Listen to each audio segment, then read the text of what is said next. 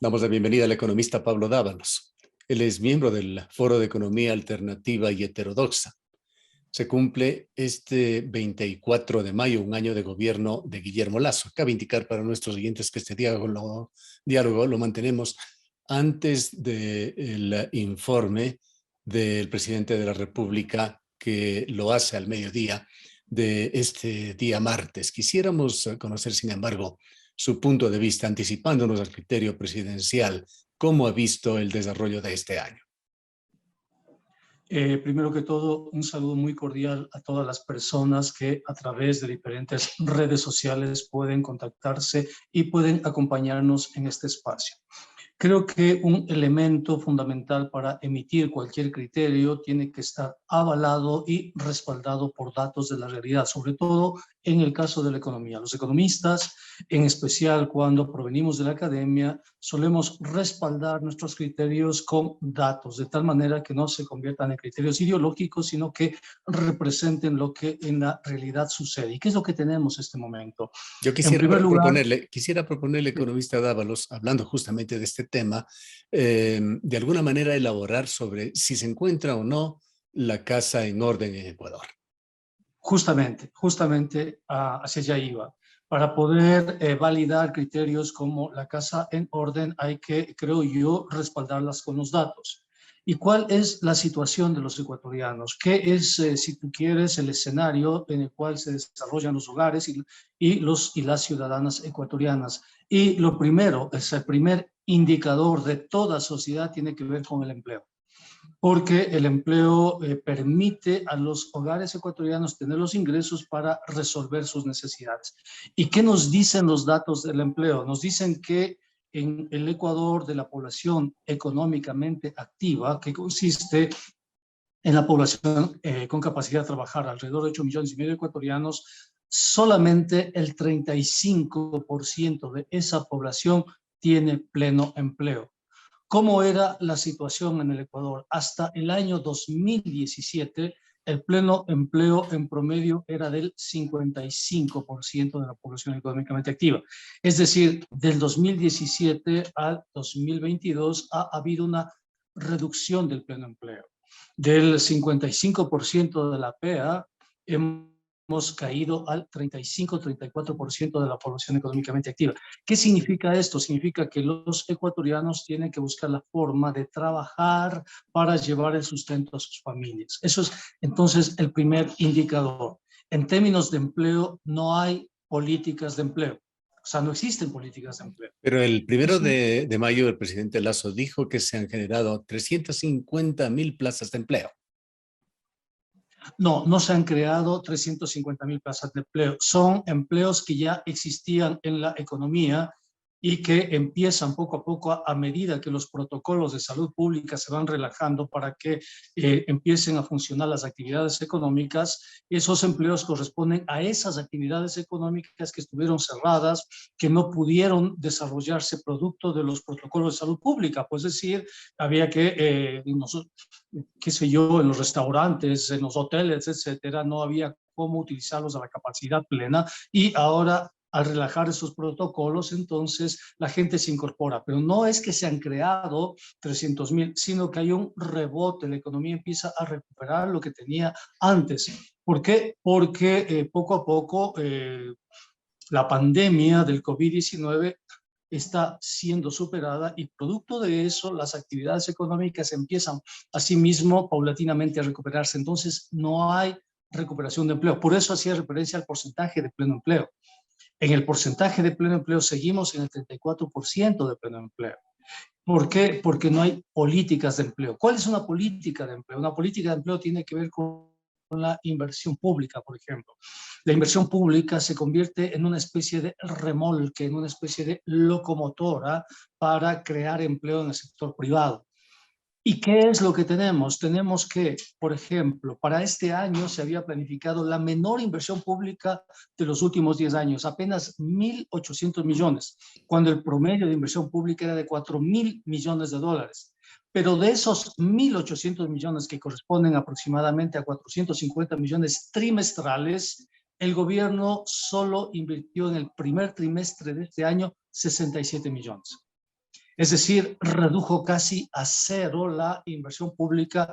¿Y qué es lo que tenemos? Tenemos carreteras destruidas, tenemos infraestructura en salud, en educación deteriorada, sin capacidad de prestar Ya. servicios.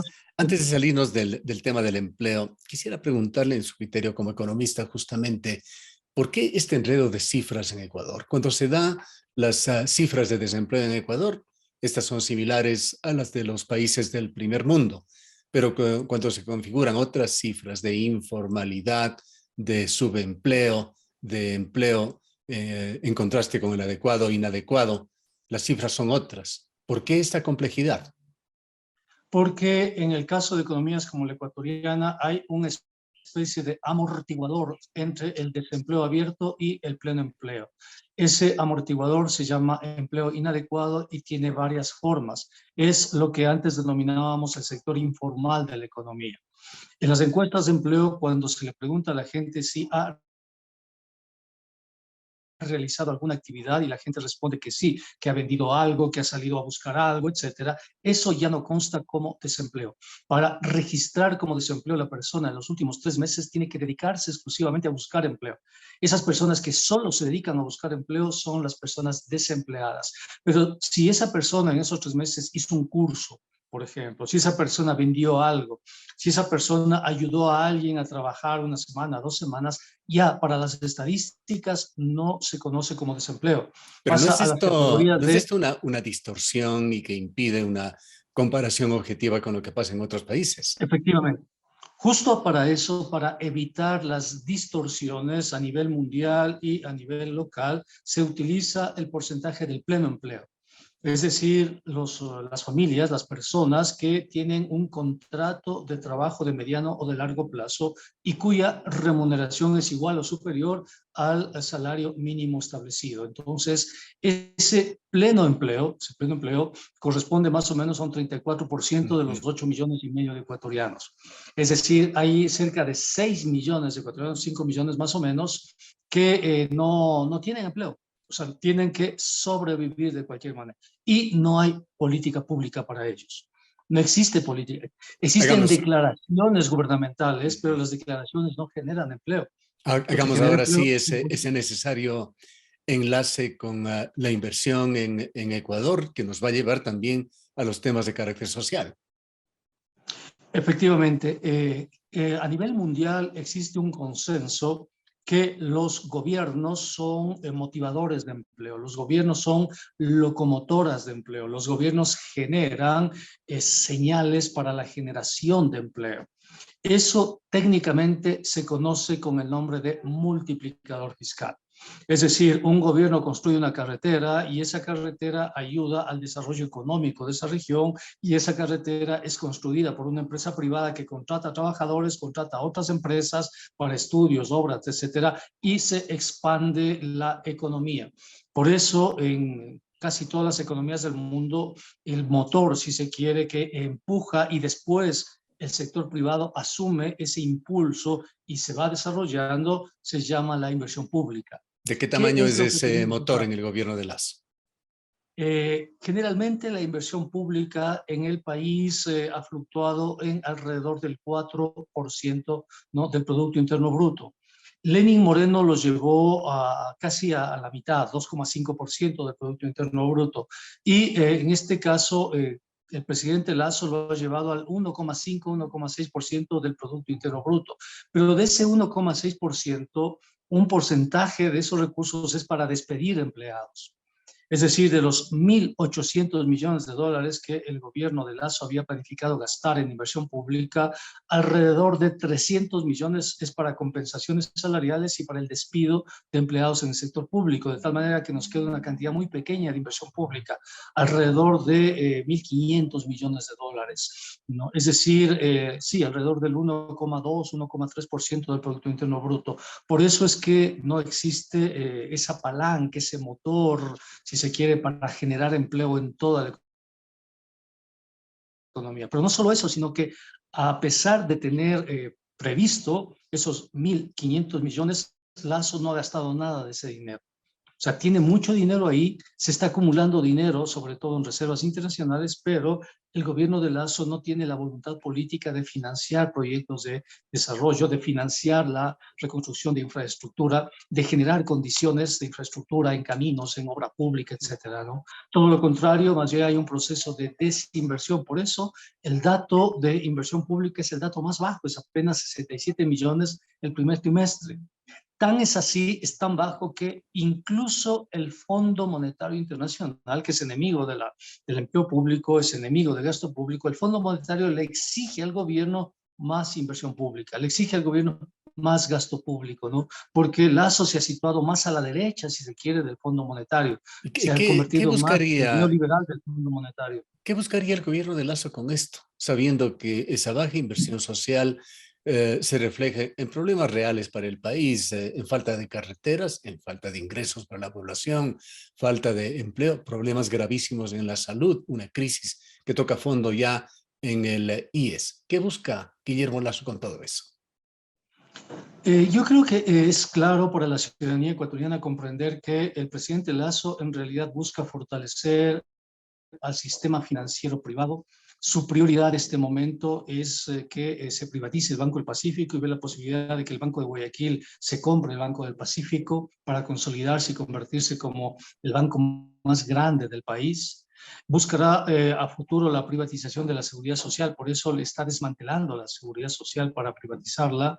Y quiere, además, Lazo, generar un superávit fiscal para mantener altos los precios de los bonos soberanos de la deuda externa, ¿no? Que fueron cambiados en la época de Lenín Moreno. ¿Por qué? Porque hay inversores que apostaron a esos bonos soberanos que tienen una muy buena cotización, porque hay muchos recursos de Reserva Internacional que pueden ser utilizados como garantía para el pago de esos bonos. Entonces, creo que la intención del presidente Lasso, la verdadera vocación del presidente Lasso está en garantizar los negocios y las actividades del sistema financiero privado. Hacia allá apunta su principal prioridad. Todo lo demás para él es ruido si se quiere, ¿no? La crisis de la seguridad, los muertos en las penitenciarías, los sicariatos y demás se convierten en ruido, pero su brújula política es absolutamente clara, es fortalecer al Banco de Guayaquil, es lograr la privatización del sector público, transferir el sector público a grupos de poder, intentará, me imagino que en este año, la privatización del BIES, ¿no? Y de los fondos de seguridad social que existen en el país, ¿no? Y garantizar altas cotizaciones de los bonos soberanos de la deuda externa. Al menos esa es la evaluación que se tiene. ¿Rescata usted algunos hechos en el gobierno de Lasso, como la exitosa vacunación o el haber elevado en $25 el salario básico unificado o el haber impuesto, sumado más impuestos a los sectores pudientes también del país, sobre todo con aquellas contribuciones para el fisco? Bueno, hay que indicar que en el caso de la vacunación corresponde a una estrategia global. Todos los gobiernos del mundo implementaron programas de vacunación intensivos porque los gobiernos están inscritos en la globalización. Si nosotros no teníamos ese programa de vacunación, no podíamos abrir los aeropuertos, no podíamos abrir las exportaciones, las importaciones, etcétera. Es decir, necesitábamos inscribirnos en una especie de política pública global, que es responder ante la pandemia. En ese sentido, Pero la sin duda virtud del Ecuador lo gobierno de la... hizo mucho mejor que otros Sí, países. claro, la virtud del gobierno de Lazo en ese sentido fue apalancarse en la sociedad. Entonces, ahí reconocemos, y sería una locura no reconocerlo, que fue una política pública exitosa porque tuvo el apoyo social, porque tuvo legitimidad social, porque Lazo no hizo una política pública solo desde una institucionalidad, en este caso el Ministerio de Salud, sino que abrió el abanico e involucró a todos los sectores sociales en una política pública de vacunación, y eso permitió que tenga éxito donde otros gobiernos de la región no tuvieron éxito. Porque si hubiésemos dejado solo al Ministerio de Salud Pública que lleve adelante la estrategia de vacunación, no habríamos alcanzado las metas que se alcanzaron. Eso significa que cuando un gobierno se apoya en la sociedad, un gobierno puede resolver los problemas de la sociedad.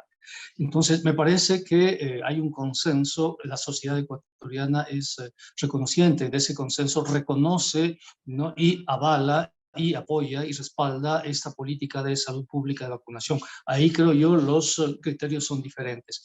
Pero lo que no se entiende es por qué con ese capital político el presidente desperdició esa oportunidad. O sea, ¿por qué no generó una distancia estratégica con el Fondo Monetario Internacional para empezar un proceso de reactivación económica y realizar inversión pública, por ejemplo, cuando tenía los recursos para eso? ¿Por qué si tiene, por ejemplo, los recursos de la recaudación fiscal, no soluciona problemas? Y pongo ahí, creo yo, para que se entienda algo que es absolutamente pertinente y es el reclamo de los maestros por el escalafón. Los maestros discuten ya más de una década, finalmente se logró el escalafón, tienen, se quiere, el aval de la Asamblea y de la Corte Constitucional, y el gobierno tiene los recursos para el escalafón docente. Es decir, los 500 millones para financiar el escalafón docente están ya en el Banco Central, ¿no? Forman parte además de la política pública, de las últimas normas que tienen que ver con la recaudación de impuestos. El presidente Lasso puede el día de hoy ordenarle al ministro de Finanzas que cumpla con el escalafón y eso le va a dar legitimidad social. Los maestros van a respaldar porque van a ver un gobierno que se preocupa por la educación, pero no lo va a hacer. ¿Por qué no lo va a hacer? Porque el momento en el que finalmente respalde el escalafón docente, ahí se rompe una meta con el Fondo Monetario Internacional, que es la meta de gasto público. Porque el escalafón docente significa 0,5% por encima de la meta. Entonces, si se incumple la meta con el Fondo Monetario, inmediatamente los bonos de la deuda pueden bajar de precio. Entonces, para el presidente Lasso, la prioridad de este momento es sostener el precio de los bonos y no, por ejemplo, transferir los recursos que los maestros necesitan. Y los recursos existen, los recursos están ahí. O sea, no necesita hacer otra cosa que ni siquiera firmar nada, simplemente ordenarle por teléfono a su ministro de Finanzas y decirle, mira, paga ya el escalafón docente. Y hablar con el Finalmente, Fondo Monetario y decirle al Fondo Monetario, mira, no voy a cumplir esta meta, voy a aumentar el 0,5% esta meta, conversemos. Pero no lo hace. ¿Por qué no lo hace? Porque tiene miedo que se caigan el precio de los bonos de la deuda externa. bien. Finalmente, economista Dávalos, ¿qué es lo que vislumbra y por otra parte, qué es lo que aspiraría para este segundo año de gobierno? Es muy difícil que el presidente Lasso cambie. Yo creo que el presidente Lasso este segundo año de gobierno va a intentar aprobar nuevamente lo que él denomina atracción de inversiones y es la puesta en venta de toda la infraestructura pública. Va a intentar la privatización del BIES. Para que se tenga una idea, el Banco del Pichincha es el banco más grande del país. Tiene más de, en cartera más de 8.500 millones de dólares, en activos más de 11.000 millones de dólares. El Banco del Pichincha es enorme ese banco, ¿no? Es, de hecho, mucho más grande que el Banco de Guayaquil, que es el tercer banco más grande del país, que tiene una cartera de 5.000 millones de dólares. El Banco del IES, para que se tenga una idea, tiene activos por 39.000 millones de dólares. Es decir, es como 4 o 5 veces más grande que el Banco del Pichincha. El Fondo de Salud del IES tiene más o menos alrededor de 13.800 millones de dólares. No, pues no se entiende cómo un fondo de salud que tiene 13.800 millones tenga problemas en los hospitales y no haya medicinas en los hospitales. El fondo de invalidez, vejez y muerte, 9.200 millones, ¿no? El fondo de cesantía, 9.500. Entonces, es potente. Yo creo que Lasso va a apuntar a eso. Va a apuntar a llevarse uno de los fondos del BIES y eso va a significar conflicto social. Creo que si no cambia de brújula política, este año, este segundo año que empieza el día de hoy, va a ser un año de conflicto político y de conflicto social. Gracias, economista Dávalos. Muchas gracias por la entrevista. El, Hasta econo una siguiente oportunidad. Hasta el pronto. economista Pablo Dávalos es parte del Foro de Economía Alternativa y Heterodoxa.